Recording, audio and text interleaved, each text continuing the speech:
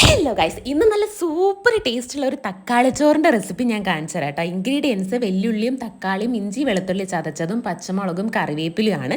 Pan ചൂടാക്കി വെളിച്ചെണ്ണ ഒഴിച്ച് കടുക് പൊട്ടിക്കുക, ഉഴുന്നിട്ട് കൊടുക്കുന്നുണ്ട്.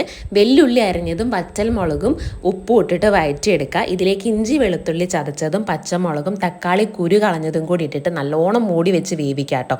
ഇനി ഇതിലേക്ക് മുളക് പൊടിയും മഞ്ഞൾപ്പൊടിയും ഗരം മസാലപ്പൊടിയും കൂടി ഇട്ടിട്ട് പച്ചമണം മാറുന്നവരെ മൂപ്പിക്കുക. അതിലേക്ക് കുറച്ച് കുരുമുളക് പൊടിയും കൂടി ഇട്ടിട്ട് നല്ലോണം മിക്സ് ചെയ്തതിന് ശേഷം നമ്മുടെ ചോറ് ആഡ് ചെയ്ത് കൊടുക്കുക. എന്നിട്ട് നല്ലോണം മിക്സ് ചെയ്യുക കേട്ടോ. ഈ സമയത്ത് ഉപ്പ് ആവശ്യമുണ്ടെങ്കിൽ കുറച്ചിട്ട് കൊടുക്കുക.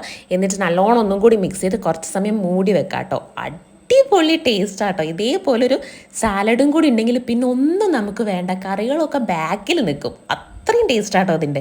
ഈ ഒരു റെസിപ്പി നിങ്ങൾ എല്ലാവരും ട്രൈ ചെയ്ത് നോക്കുക. പണ്ടൊക്കെ എനിക്ക് സ്കൂളിൽ പോകുമ്പോൾ അമ്മ എപ്പോഴും ഉണ്ടാക്കി തരുന്നൊരു സാധനം കേട്ടോ. കാരണം അത്രയ്ക്ക് ടേസ്റ്റാണ്. വീഡിയോ ഇഷ്ടപ്പെടുകയാണെങ്കിൽ ലൈക്ക് ചെയ്യാനും സബ്സ്ക്രൈബ് ചെയ്യാനും മറക്കരുത്. നെക്സ്റ്റ് വീഡിയോ ആയിട്ട് കാണാം.